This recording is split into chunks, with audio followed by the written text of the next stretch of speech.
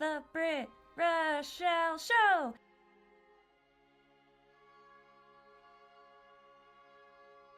Hey Peaches! Happy 2024! It's a new year, which means a new recipe. How about some New Year skewers? It's a pretty easy recipe that should ease you right into this fabulous year to come. What you'll need is potatoes. I'm using red potatoes today. Onions, sausages, Brussels sprouts, or you can use whatever vegetable you'd like. Tapioca flour, salt, garlic, honey, everything bagel seasoning, minced garlic, parsley, black pepper, good old sriracha, soy sauce, and onion powder. Let's apron up and get started.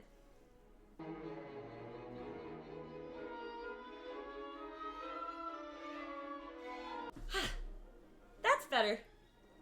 Let's go.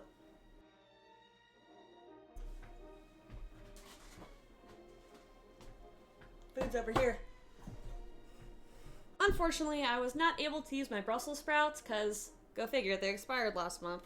So I had to run to the store and get some steamed veggies. Our first step into the new year is going to be to peel and dice our potatoes. You'll need your potato peeler, and be sure when you're peeling that you get a firm grip on the potato and peel in an outward motion. You do not want to do this towards your body. It's a safety tip. Yeah, just keep turning your potato, get that skin off of there. And this step for this recipe is not optional because you want these potatoes to stick, and you will see what I'm talking about in a few minutes. This is a great time to do some thinking as to everything you want to accomplish in the new year. Whether it's learning a new skill, sharpening up one you've already practiced, the world is your oyster. Now, if you've never done this before, you might want to take it a little slower because this is a sharp object, so be very careful. Let's get these bad boys onto the cutting board, shall we?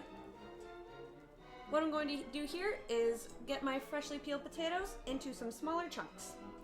This is to essentially make the boiling process go a little bit faster. So I'm cutting the potato in half and going crossways both sides to get these lovely little fourth chunk pieces. And you'll just rinse and repeat until you get all your potatoes chunked up and ready for the stove. There we go. Again, we're dealing with sharp objects here, so please be careful.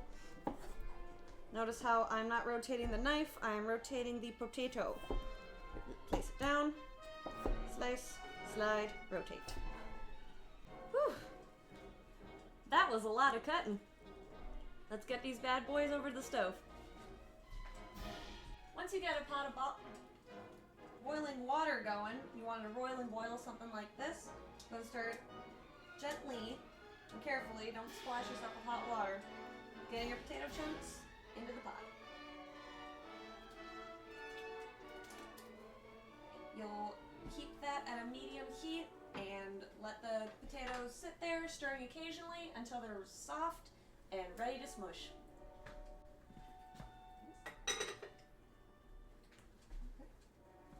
Yeah, just stir them occasionally, check on them. You can poke them with a fork to see if they're soft enough. While those potatoes are going, I'm going to get a head start on my sauce. To start with, I'm taking 6, I'd say small to medium sized onions, and dice them and slice them right up. To do this, the best way I've been taught is to cut off the ends first.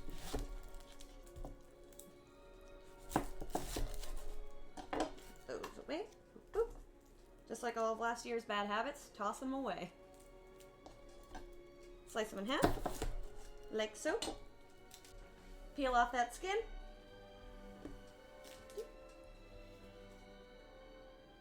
So show that nice new layer underneath. And there you go. Slice it one way.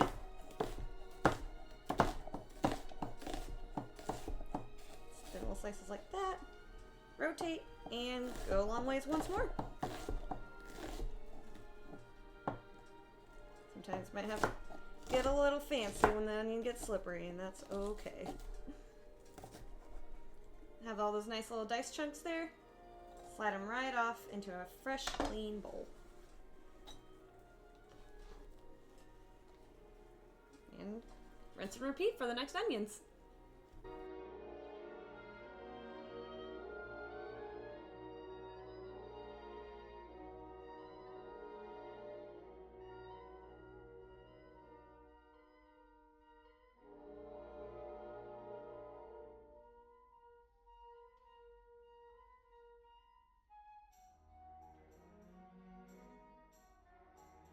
Back at the stove here, we're going to take a wide pan like this one to saute our lovely onions here. First, I'm going to take a dribble of this olive oil here. You can use any type of oil. I'm using extra virgin olive. Just need a little bit, like so. A little drizzle. Let it coat the pan. I might need to put a little more in there, just a little bit.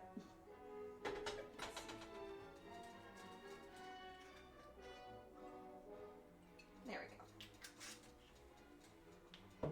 You just want enough to coat the bottom of your pan, like so. There we go, so you can kind of see what's going on there.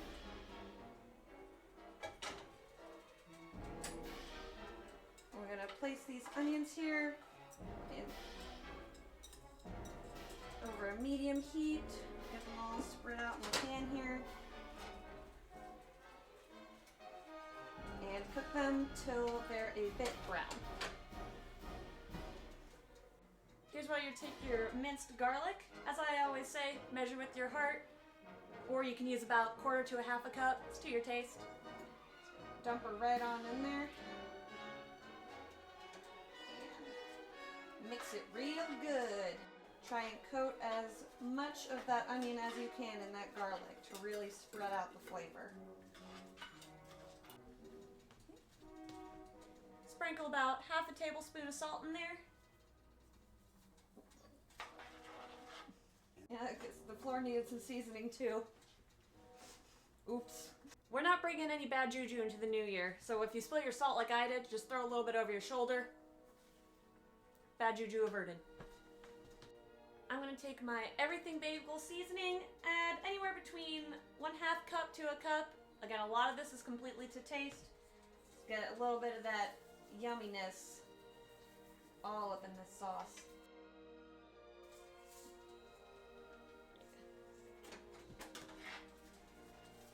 Remember to mix after every addition to really spread out that flavor. Get some parsley in there. Next, you'll throw in your soy sauce. I'm using the light soy sauce to keep it a little healthy. Lower that sodium intake this year.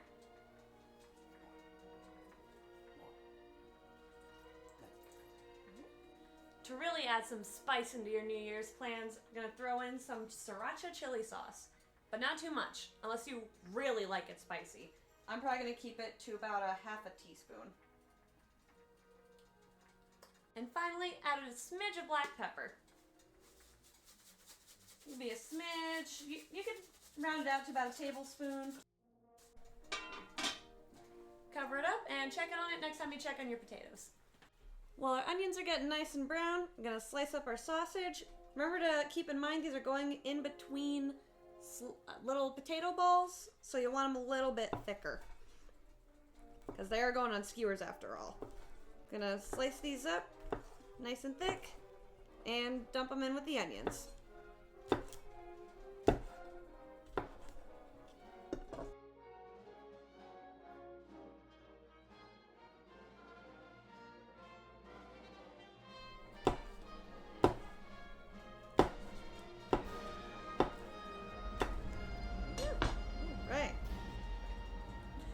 We're gonna take our sausages.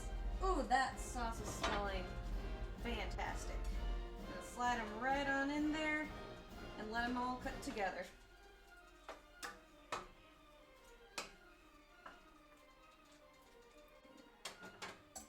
Cover them up. Just check on them occasionally. And stir. That's been about 20-ish minutes. Let's check our potatoes. Oh yeah. So this is exactly what we're looking for over here. You want to be able to poke it with a fork and have it just slide off. Just even slice right through it. These bad boys are ready for mashing. But first, of course, we're going to run them through the strainer. To safely strain your potatoes, especially if you're a little more petite like I am, we're going to take our strainer, place it safely at the bottom of the sink. Grab our potatoes and just tilt them as such. If you need to grab your utensil to get them all, it's all good.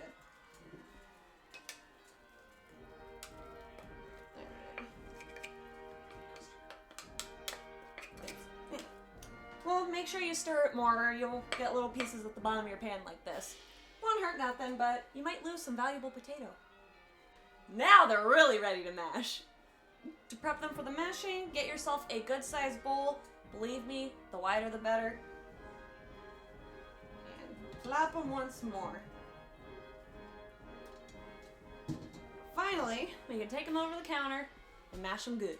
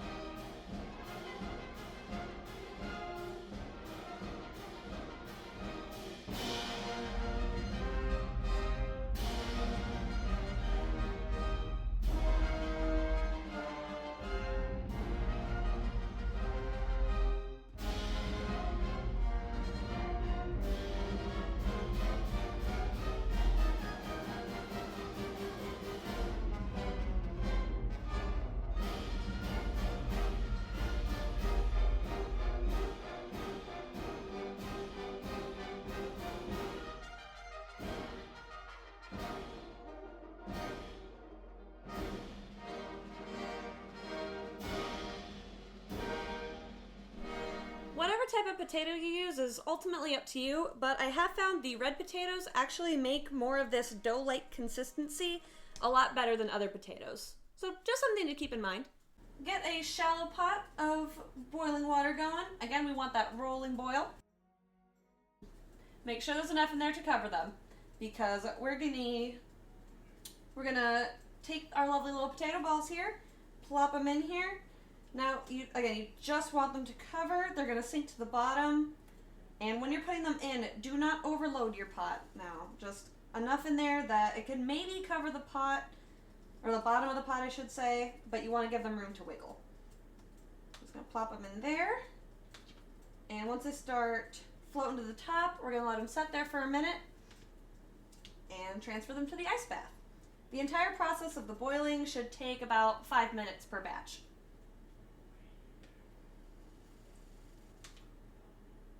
Be sure in the early stages, maybe about a minute or two in, you give it a light stir with your slotted spoon. You can tell the potato balls are just about ready when they start to wiggle around and party like it's 2024. See how they've floated their way to the top? Just give them a few seconds between about 10 and 30 seconds, and then we can lift them up and start transferring them into the ice bath. See, this little guy's floating to the top. You'll know this is ready to remove from the ice bath when it sinks to the bottom.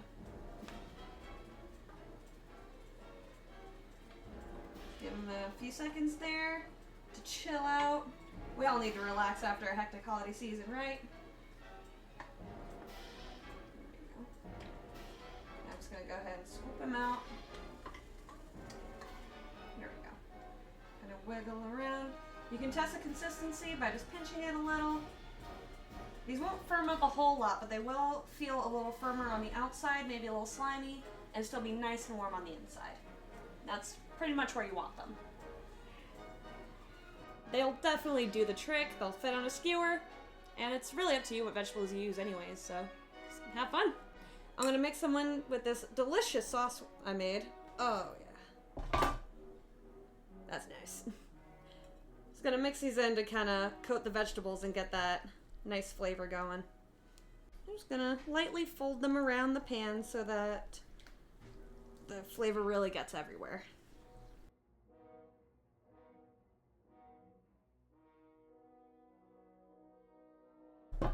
Now we'll set this to the side and skewer them up.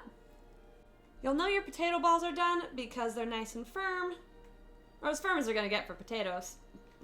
They're a little bit slimy on the outside, and they're nice and warm on the inside. You can also pull them apart, and if they kind of pull apart, yeah, look at that.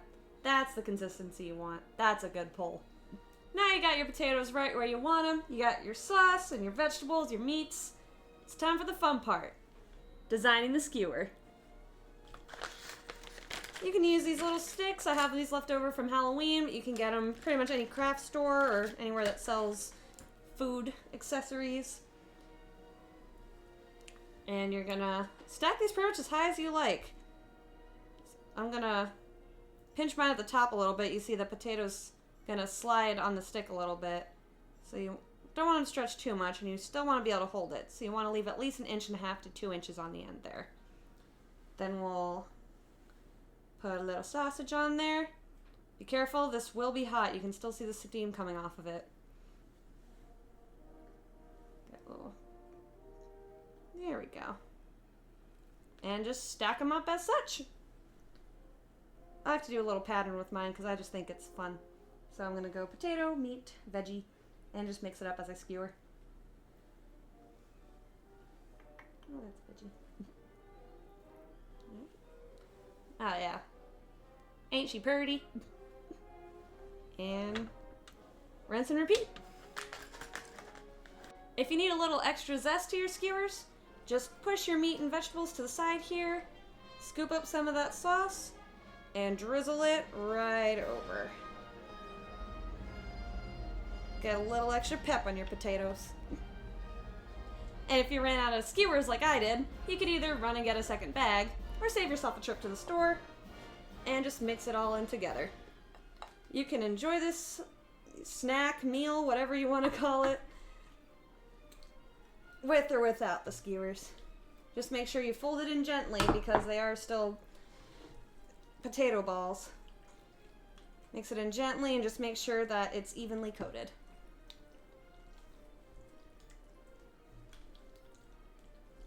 Okay.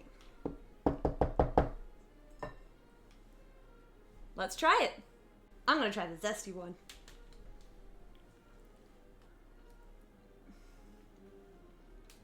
That is so good. Look at that center. Not too salty, got a little bit of sweetness. And that sriracha really adds a perfect warm kick. I think I'm definitely making these for my next New Year's party. So yeah, let me know if you made these at home, follow along with me, or go your own way. If you changed up my recipe in any way, I hope you let me know. My DMs are open. I also have a lot of other social medias. You could check those out. Share this page, share all my pages. Love to have more of y'all here on this peach tree. Until next time, I'm Britt Rochelle, and stay peachy.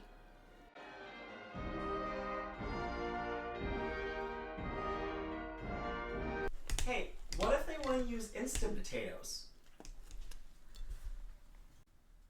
We ask them politely, yet firmly, to leave.